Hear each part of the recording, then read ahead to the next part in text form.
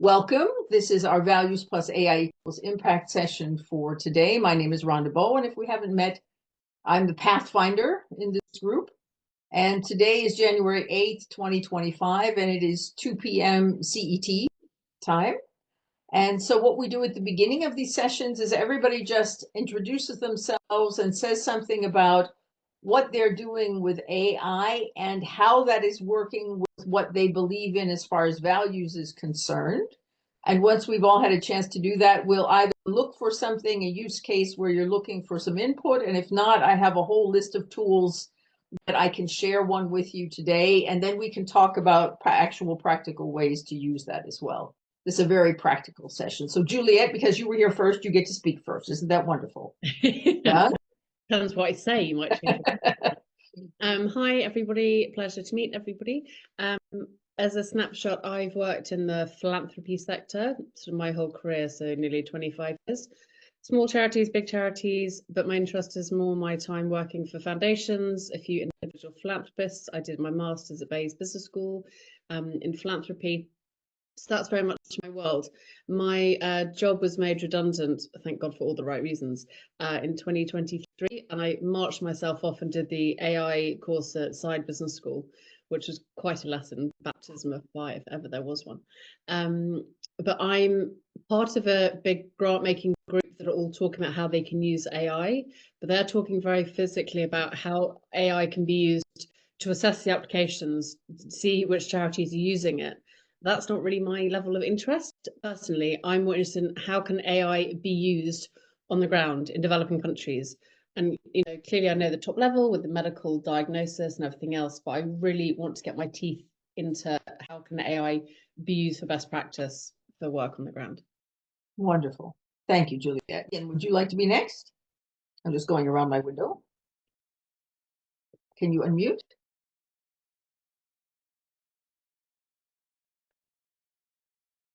Ian, can you unmute? There you go. Yeah, hello, everybody. Thank you. My name is Ian Hackett.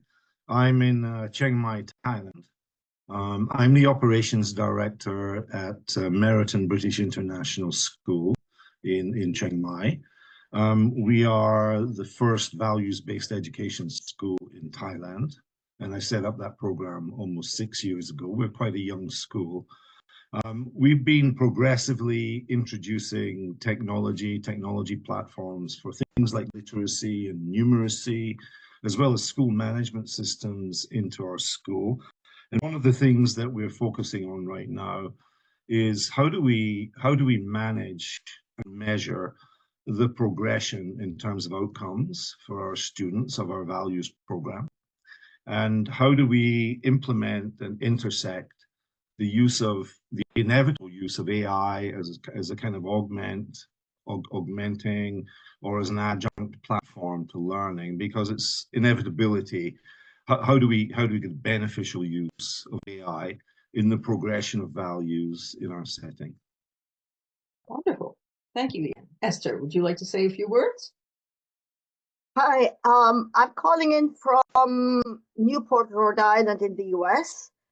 And I was a teacher, educator, and coach for professors, etc., etc. And in the last month, I have isolated myself totally in the sense of having a deep dive into AI. And what I've discovered about AI is that it is not what I thought it would be, should be, or could be. It has many flaws. It doesn't do what it says it should. It's actually very gender biased and sexist. And it keeps responding to me with, I cannot give you this information. Or, why don't you do research yourself and find that information? And it's very good with paraphrasing or rephrasing information you feed it. But it's appalling with finding research on the internet that is correct. It doesn't have a qualifier at no bias. And in addition, it sort of makes up stories. And what it makes up and hallucinates is really dangerous. It's very bad collecting data. It's appalling with quantitatively analyzing data and doing something with it. But it's nice for creating or rephrasing text and all that. So if you know what you're doing, you can use it to your profit. But if you are doing research with it, you have to be extremely careful because it only tells you what it tells you and it doesn't tell you where it gets the information from. Unless you use Perplexity, which gives you all the sources, for example. It's been frustrating. Yeah. So okay, good. it's a double-edged sword. No, Sorry. as always, yes. Charles, what would you like to add? Not very much, to be honest. I'm looking because I've been attending your sessions already for a month or so. When we started late last year, I'm really looking for ways of applying AI in a positive way in my own private business, but more to the point for things like World Values Day and related activities, and seeing whether how we can harness AI tools in a practical way to make life easier and actually enable us to do stuff that isn't possible otherwise, either because of limitations on human and financial resource, or for other reasons. So I see it as a potential opportunity, but I'm not. My experience so far is a bit like Esther's. I've used it privately to draft things and to try and write some papers, and when I've used ChatGPT, it hasn't been good. Rhonda's put me onto Perplexity, and that looks better, but I haven't given it a big test yet.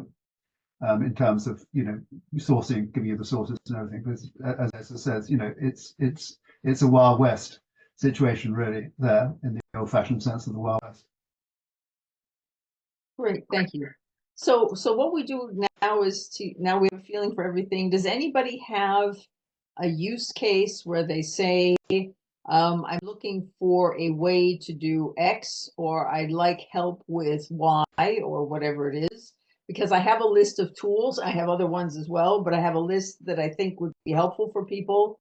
But if not, if you have a tool that you would like to share, that's also fine, because the whole point of this is getting to know something new and then seeing how we can talk about that from a values perspective and how that can help us make a bigger impact in whatever it is that each of us is working on. That's the whole point of the exercise. So does anybody have a question or use case that they would like us to talk about? And I can see if I can pull up something for us to share. Ian is the only one in the crowd who might have some. I mean, I'm all about case studies and demonstrating examples of stuff if no one's got one, but I don't know whether Ian. I have one from our perspective, which is really when we look at values as educators and use the Neil Hawkes's values-based education framework, the activities in and of themselves are good. We create an ethical vocabulary, if you will, which is based on universal positive values. What's difficult for us is if you think that we're a school now that covers, I think, 12 year groups from, a little more than that, 13 year groups from our early years all the way up until our years 10. We're trying to kind of create some evidence of progression in that journey from just being aware of a values word, what it means to us individually, to putting that into action and having self-governance and ethical leadership as part of ourselves, right? So this is what we plan for our journey for our students is we want them to have ethical intelligence, if you will. We want them to understand what their core values are and the core values of their community and their family, and how as they progress. I mean, it's just enough possibly to be able to know as a student in reception or in nursery what respect and responsibility and those things mean for you and the people around you, and the impact that acting on those values may have in your community.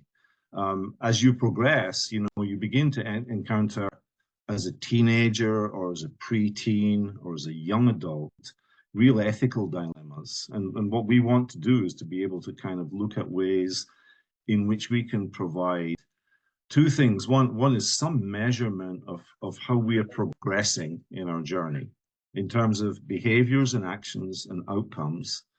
And another side of that, of course, is for educators and practitioners. What kind of guidance and rubrics can we provide for them that are quite sort of distinctive and allow them to assess that in an observational or an outcome-based way? Esther. Okay. Ian, this is absolutely very interesting. I just have a few comments to make on what you said. I'm an educator myself, and I really deeply care about that. And I worked on the concept of values, ethics, and morals. And what I want to say is I actually used AI in order to help me phrase what I'd like to say, and also draw images. And the problem I had is it is extremely biased. It tells us it is diverse, inclusive, it believes in equity, but it doesn't do that in real life. In real life, for example, if you tell it to draw an image of a leader, it will, and a wise leader or an ethical or moral leader with values, it draws men. If you ask it to draw a wise woman who's intelligent, it draws a model that looks beautiful, but it cannot draw an intelligent female leader. Even if you tell it to, it tells you, it answers back, it won't do it. You ask it why, and it tells you the developers have programmed it not to do it. So what I'm trying to say, especially when you're talking of values and morals that you're trying to have students learn, it is already pre-programmed, and that's what the danger is. A lot of it is aligned with what we believe, but it does have its own biases, and we need to be aware of them. I'm sorry for this long blurb. No,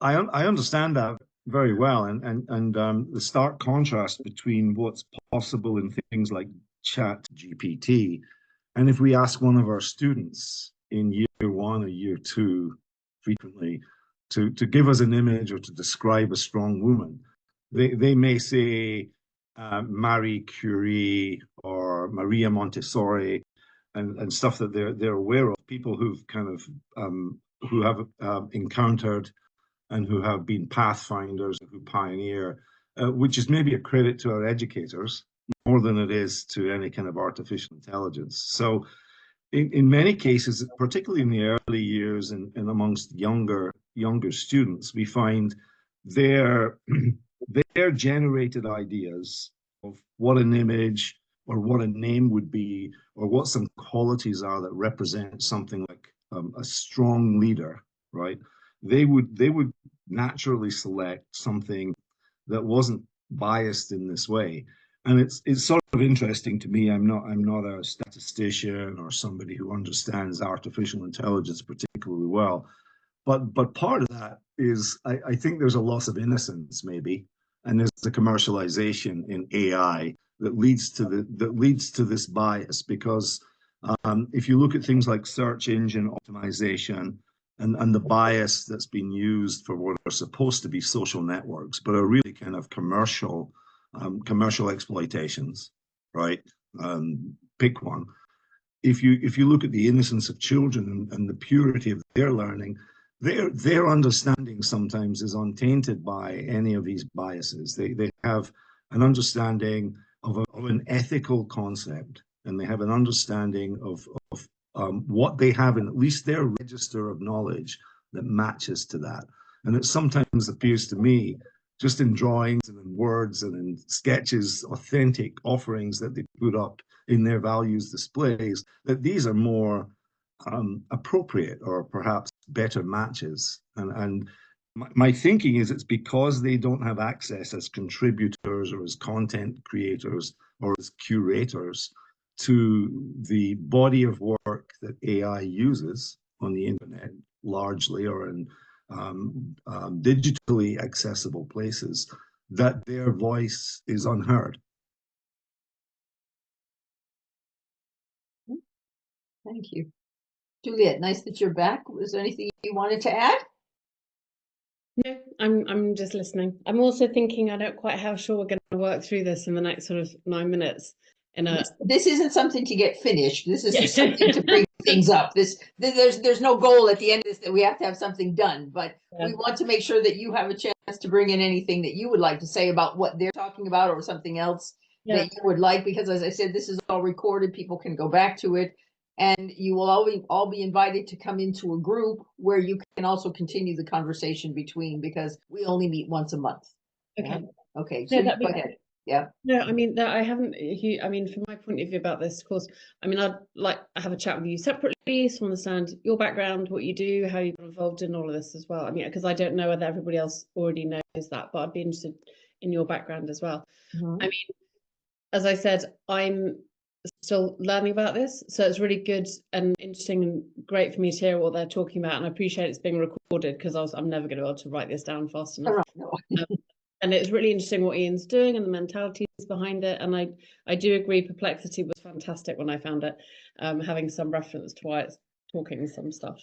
But I mean, I would really like to become well versed and give descriptions. So I'm making it up now. You know, in the Congo, AI is being used to look at how they're mining diamonds and coltan for mobile phones, and this is how it's being used. So I just want to be more well versed. So I mean, if we can figure out a solution to Ian's problems, that's great. It gives me a case study, which is why I think, you know, your offer, which is really appreciated, of case studies, tools. I just kind of need to use Rhonda's AI and values book. Well, Rhonda doesn't really have a book per se, but I've been taking a course. The gentleman who is now teaching, Richard Branson, I'm taking his course. Okay. So for me, and it's a course that runs in sprints, so it keeps running, and every time it runs, he's just adding all the newest things, so I can always keep up, which is great.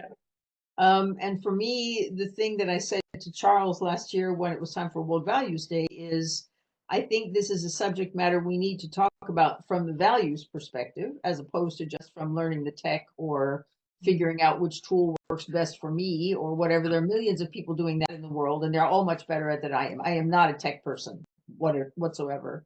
But for me, the important thing was, I talked to so many people who were either at one end of the spectrum where they're the high flyers and they know everything and they're trying to teach it to everybody, and it's all hype. And then I've got the people, a lot of my clients, who are totally afraid and don't want anything to do with it. And I said, there's no place for all those of us in the middle.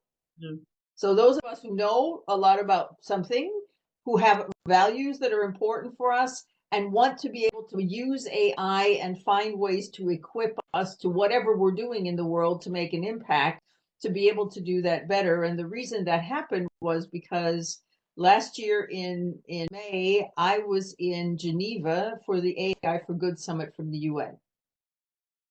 Great. And it was absolutely fantastic. And all the wonderful things that are going on with AI, where a lot of the horror stories that you're hearing on the news, it was exactly the opposite. And there's a governance group, and they're taking care of this, and they're trying to make sure that this works. And I just realized that all of those people there had a very strong interest and or background, 80 exhibitors, for example.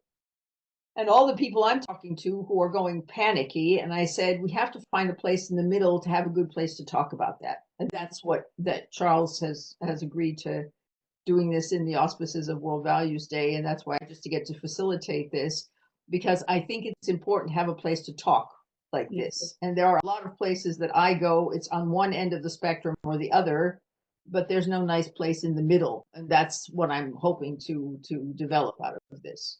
And I think with World Values, I mean, I've known Charles and sort of Alan about 5 years or so ago. I sort of proposed and set up their World Values newsletter that sort of goes out, and it was a great piece of pro bono work. And I think you know, the whole essence behind World Values Values Alliance, it's fantastic. But clearly it needs to spread. You know, more people need to know about it, and how can they use AI to spread it? And the concept, I think, will appeal to so many people who just don't know about it. I found out about it by accident. I went to an event. I'm like, this is great. You guys need to communicate more regularly with each other to let each other know what's happening, keep you updated. So, you know, you being part of the group is fantastic, and I see that it's been a huge benefit for them. And I think for me, I mean, I'm working for myself at the moment, figuring out my pathway, and I certainly would like to be, as I said, well versed about AI and values, and how I kind of need to just absorb everything from your head. I'm just like, and we have great heads here in the room, and that's what I love about it, because I believe in co-creation. We're all bringing something of value to the room, and we all can share something. Ian talking about, you know, what's happening with these young children. That's something we haven't had in a session yet. This is the 5th that we've done so far. And as I said, we're planning to do this every Wednesday at 3 different times during the day, just to give everybody in all the different time zones the opportunity to join, which is the way I do all of my events.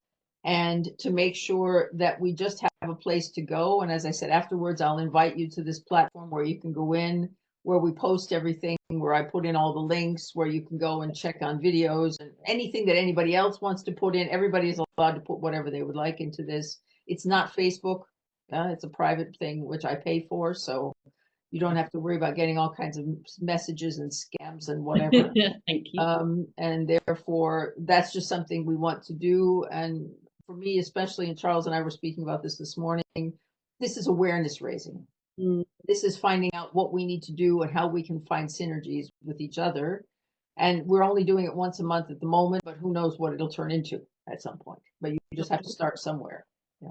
Could you, I don't know if you'll post it, the course you're doing, explain that a bit more, or send me a link to it, or I will put that in the when I do the things for the group. I hope that we get all the videos and everything prepped so that they will be put up on YouTube. The old ones are on there already. You'll be invited to the group, and then you'll be able to say everything. And I'll put in the course as well. I appreciate that. I like doing courses. Yeah. Okay.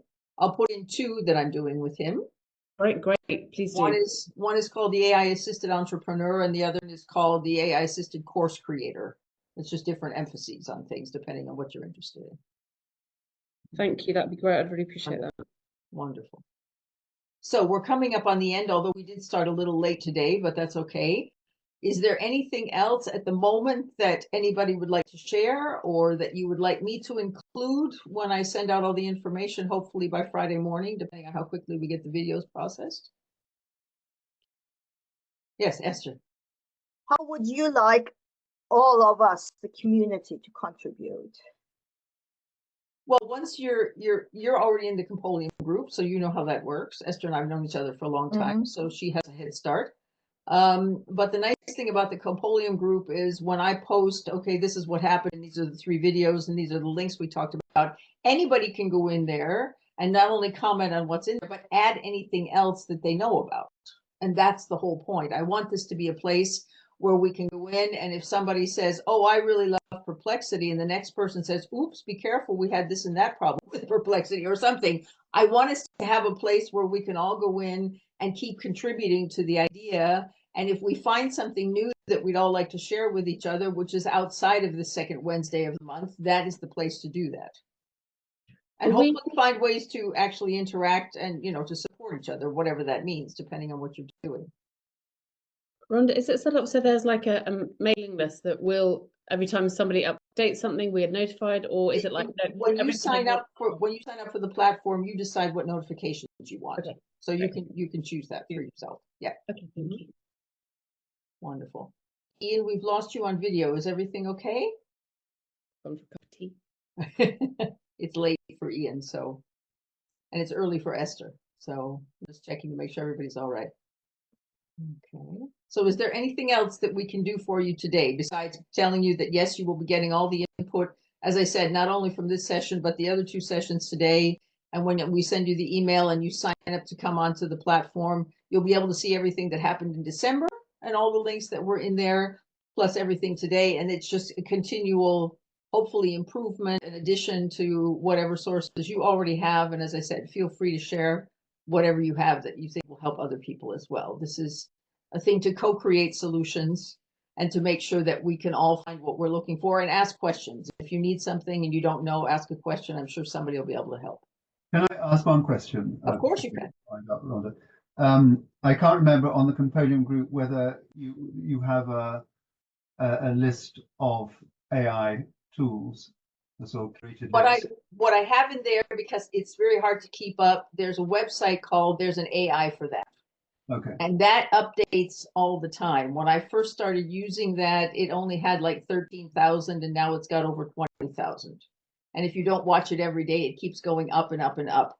So the link, there's an AI for that. When you go in and you open the window and you put in what you're looking for, it will give you all the various and sundry things that are there. And for me, that's the best way to keep up with that, because as I said, I could never keep up. Every day I learn about new things.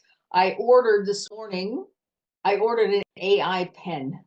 An AI pen takes a pen. I mean, I have one of these other things, which is a rocket book, and you can only write in the book. But this is a pen you can write on any kinds of paper, and it takes your scribbles and digitizes it. And it's going to be sent out in February. I'll put that in as well. I'll put in the pen link as well. And I don't have it yet. It's going to be sent in February. It's a Dutch company that's producing it. And you can write on anything, and it takes your scribbles and puts it into something, and then you can store it where you need to store it. I love writing by hand. Oh, same. I think that is absolutely, I have so many notepads from meetings and I don't want to throw them away, but I'm like, well, how am I ever going to know when to look back to that page? Well, the only other thing that exists at the moment is this thing that's just called a rocket book. Oh yeah, I used to write on it. Yeah, but there's special paper and there's a special pen. And Okay. you can only write in here, and then it transfers things to wherever, and it works. But you have to do it in here, and you have to do it with a special pen. And supposedly this new pen, if it works, we'll see when it comes out, then gives you the opportunity to write on any kind of paper. It says even butcher paper. You can write on anything, and it will pick it up, and it will then put it into whatever the digital format is that you choose. I think that's, I might come to every single session you're having doing this. I'm like, I'm going to come at 6 o'clock. That's great. That's incredibly interesting. In a way, that's partly, helps me with the question, because I think a list of however many thousand AI tools is interesting but unmanageable and probably unapproachable in any way. I wonder whether it would be helpful. I mean, you mentioned we've done a lot of these sessions now. We did 3 in December. We did, you did several in October for World Values Day. So this is the sort of the 3rd round. We're going to go on through the year and maybe beyond. So, and there's a lot of things that have been mentioned. I've made a note of the ones that mentioned the sessions where I'm at, and I'm at all. But there's a lot there that people will have missed because they weren't at that particular session. Do you think it's worth thinking about a sort of curated list? We can do that if that's what people would like. As I said, that's what I'm here for, to ask people. So yeah, okay. I will talk to my team today about the best way to put that into Compendium so that we have something running that's easy for people to see. My operations lady should be able to tell us the best way to do that, to keep adding things to make sure that it's easy to maintain. Yeah. We don't want it being a drag on your time. That probably won't get done right away, but maybe by next week or something. It's beginning of the year, and we have all the crazy things that Rhonda thought about over the Christmas break that we have to get organized first. But my team is going to go crazy today. We'll see each other this afternoon. But we want to make sure we get this out this week, and you'll get the invitation to Compendium. And as I said, anytime if you have ideas like that, just keep putting them in Compendium, because I get notifications every time you write something, and then we can go and see how we can put that into real practice. I'm a terrible, practical, hands-on type of person, so that's important to me. Yeah. Can I just ask something else? I mean, consider like the topic that Ian brought up, really, very interesting, and how we sort of categorize it. But if, Charles was saying you've had quite a few of these meetings, from a point of view of building a community after these meetings and collaboration, would it work to, I don't know, there exist, basically have a list of who it was, what project they were asking about. So Ian is interested in AI in education. So if I look through, I'm like, oh, you're talking about Congo and Colton and whatnot. So Okay. it relates to topics. So, and theoretically has their contact details. So say Roberta was asking about Congo before Christmas. I'm like, great, I'm going to find Roberta via LinkedIn. Or I mean, I'm not expecting you to share everyone's email addresses, but nearly everyone, I'm sure, will have a LinkedIn profile. Maybe that might help everybody work together. Well, what we can do is everybody can put that in their profile inside the link, inside Compolium, so that people can put in there, I would say, what you're offering, what you're looking for. You can put all those things in your own personal profile.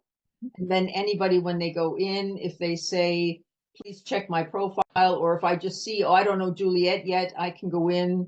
And then you can see all of those things if you want to put in your LinkedIn profile or an email address or whatever. I mean, you can message through the system, but if you'd like to have external information, that's up to you. And you're allowed to put in your own profile whatever you would like to put in.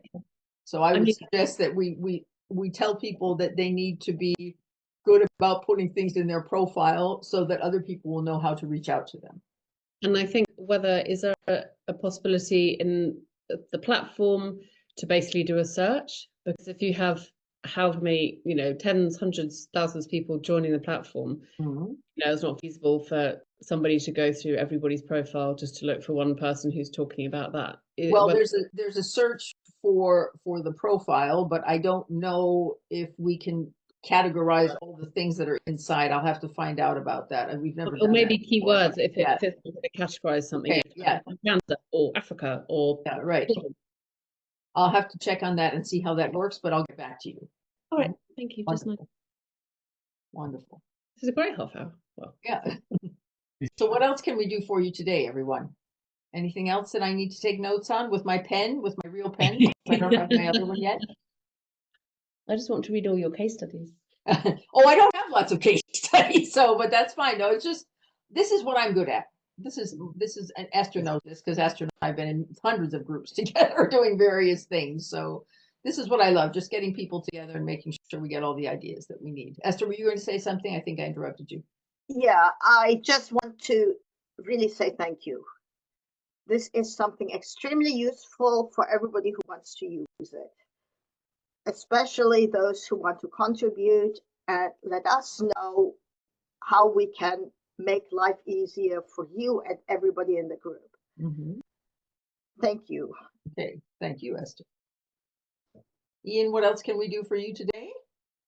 No, this has been enlightening for me, and I'm really happy with the breadth of the discussion and the direction it's going in. I'm very hopeful that through your efforts and the efforts and contributions of everybody else, I'm looking for help. I'm looking for kindred spirits. I'm looking for people who've been successful in, in some way contributing to the similar journeys that we are taking our young people on. So I think it's a great place. I'm very happy to have had this opportunity to participate.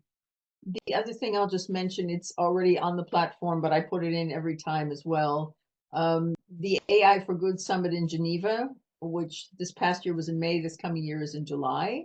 You can go there live, which I will be doing again this year as I did this past year, but you can also join it online and it's free of charge. So if you can't go all the way to Geneva for whatever reason in July, you can also join online, and there is an AI for Good network that is doing things all year round. And as I said, when I was there last year, all of the big names, like the head of ChatGPT was there on video. I mean, remote, but he was there live and people were interviewing him. So, and the people from the governments and the corporations were there a day early to talk about governance. So it is a place, and as I said, you would all have the opportunity. The link is already on Compolium. I'll put it on again. You'll all have the opportunity to join. Also, if you can only join online, if you can't actually get to Geneva, that's okay. But there were 80 different companies that did exhibits. Oh. You found out all kinds of wonderful physical things that are happening in the AI space, not just the stuff that we see online all the time.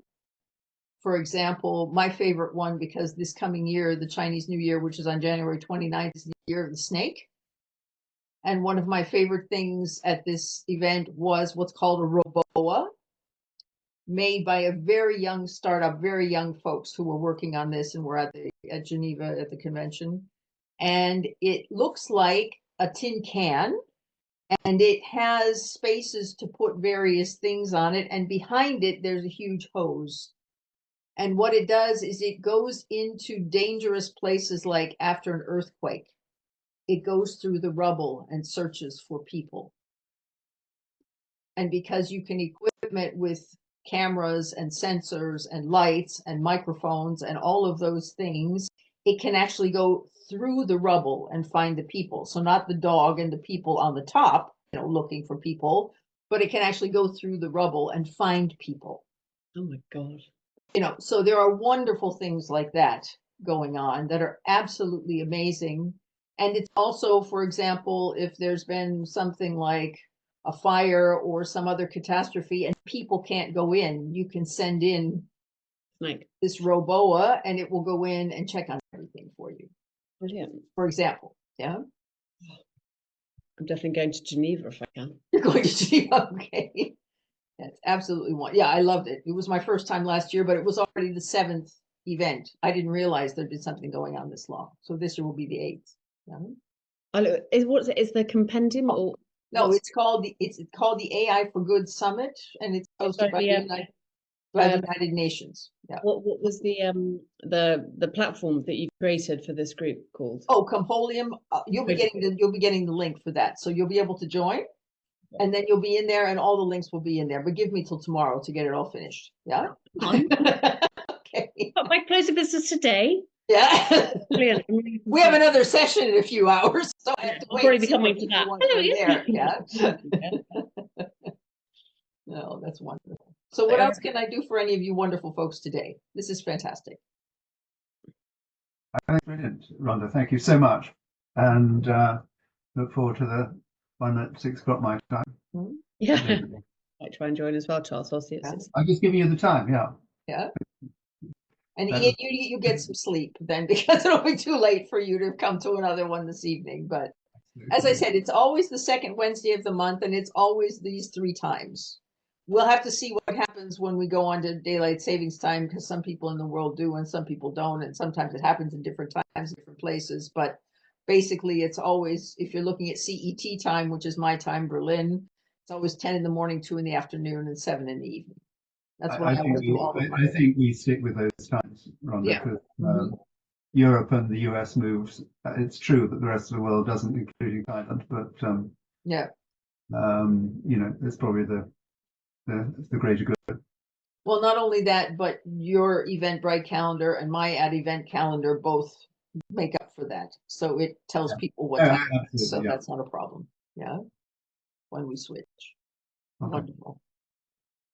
Great. Good. Anything else I can do for you today? No, thanks very much indeed, Rhonda. And thanks everyone for coming. I mean, good to see you, Juliet and Ian. Nice to meet you, Esther. All right. And looking forward to seeing you either at the next session today or then in the month of February. We'll all be getting back here and doing this again on the second Wednesday of the month. Rhonda,